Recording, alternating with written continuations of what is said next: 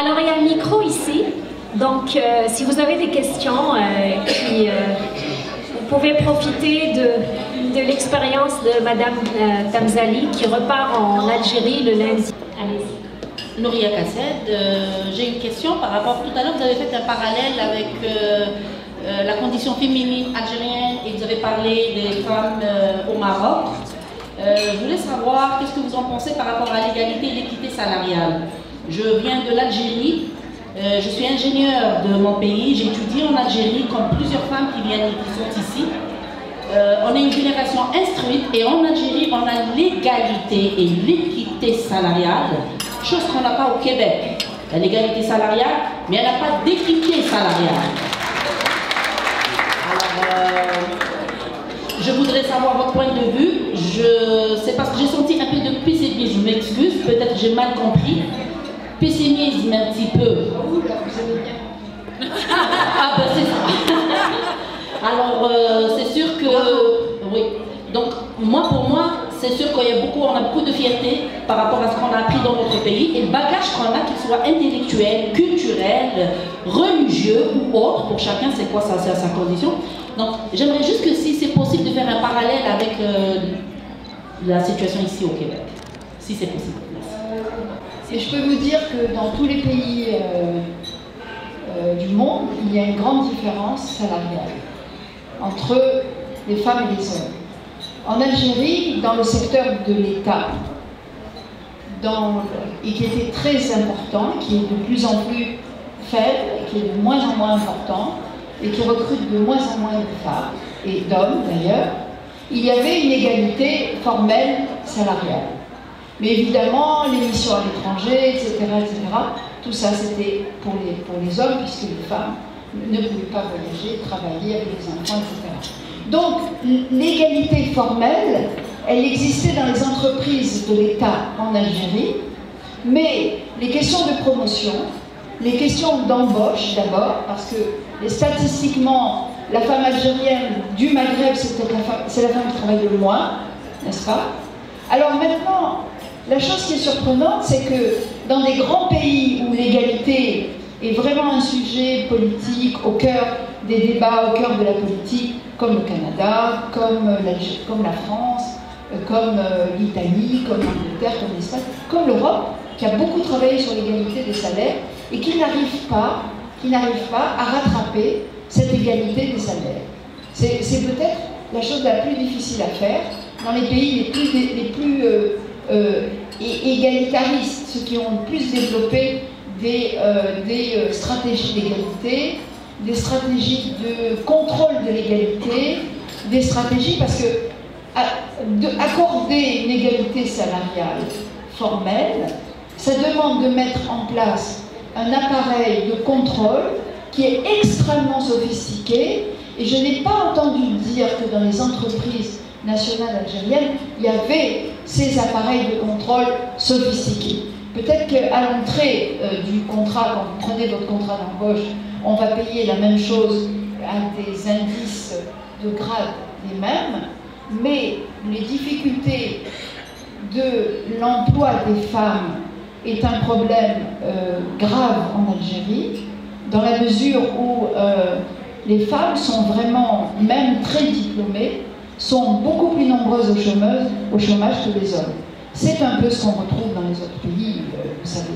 Le problème, c'est que parfois, dans les pays comme l'Algérie, ou comme le Maroc, ou comme en Afrique, on a l'impression qu'on est presque devant des caricatures de la situation des femmes. Parce que c'est exagéré par rapport à la situation européenne. Je dis toujours à mes amis européennes, je comprends bien vos discriminations parce que chez nous c'est un petit peu caricatural. Mais ça me permet de lire comment vous êtes discriminés dans vos pays sur des modalités peut-être moins sensibles et moins visibles, mais réelles. Les féministes occidentales ne cessent de se battre pour obtenir l'égalité des salaires, pour obtenir la lutte contre les violences conjugales, pour obtenir plein de choses. Aujourd'hui, on est en train de se battre en France pour l'application de la loi, des droits acquis en matière de contraception et d'avortement, qui sont en train d'être remis en question. Vous savez, la question des femmes, c'est jamais une question acquise. Il n'y a rien d'acquis sur les femmes, parce que ça revient toujours. Comme dit mon amie Geneviève Fraisse, qui est une philosophe féministe de grand niveau, de grande qualité, elle dit la discrimination des femmes, c'est une ritournelle. C'est une ritournelle qui revient toujours. Voyez-vous? Et je me souviens d'une très belle préface de Mohamed Harbi à un livre qui a été publié au Caire en 1923, qui est le premier livre d'un diplômé de la Sorbonne, un Égyptien diplômé en Sorbonne, qui avait choisi comme thèse la femme dans l'islam. Alors, pour vous dire qu'il a vécu comme un clochard, parce qu'il a été mis au banc de la société. Et son livre a été réédité il y a peut-être 4-5 ans, si vous avez l'occasion de le voir, de le lire. Il s'appelle La femme en islam. Et quelqu'un qui s'appelle Mansour. Si vous êtes intéressé, je vous retrouverai les... Et ce qui m'a beaucoup... Alors, le livre, il est intéressant, mais ce qui est intéressant, c'est qu'il a été fait en 1923, parce qu'aujourd'hui, on a été beaucoup plus loin dans l'analyse de la religion et de l'islam.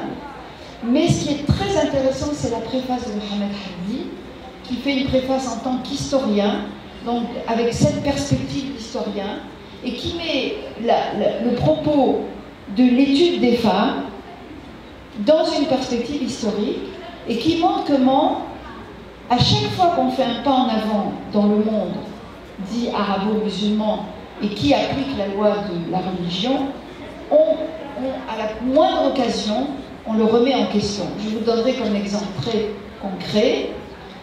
Quand l'Irak est envahi par les États-Unis, la première loi que va prendre Saddam Hussein, c'est de supprimer l'amélioration qui avait été portée au statut des femmes et qui a accordé aux femmes le divorce dans certaines circonstances. Pour avoir avec lui les imams, il a supprimé cette loi.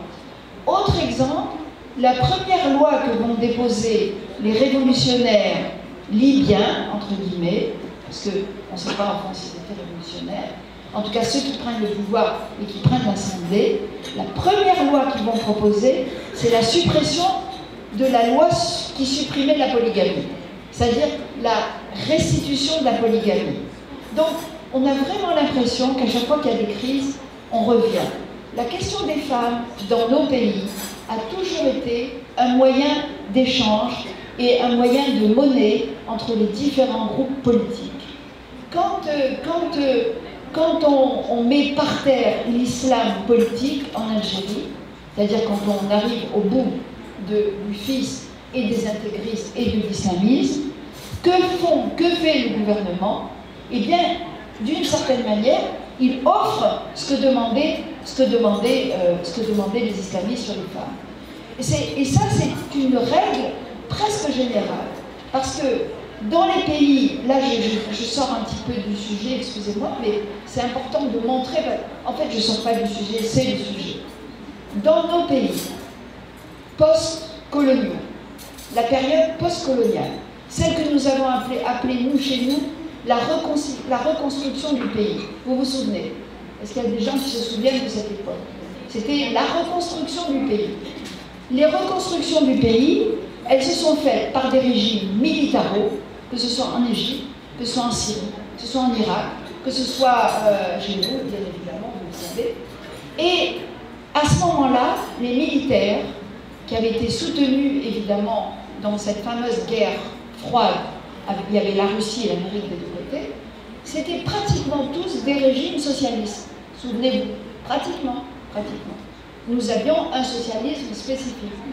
Donc, la question qui va se poser à ces gouvernants, à ces politiques, qui ne voudront jamais quitter le pouvoir, qui n'accepteront pas l'alternance des pouvoirs, c'est de conserver le pouvoir. Et ils vont avoir deux ennemis. grosso modo, hein, je simplifie à l'extrême, 2 ennemis. La religion, c'est-à-dire ceux qui vont se baser sur la religion, comme les frères musulmans au Caire, mais chez nous, ça va très vite se constituer, et un autre ennemi auquel j'appartiens, et beaucoup d'entre vous sans doute, c'est ce qu'on peut appeler les démocrates.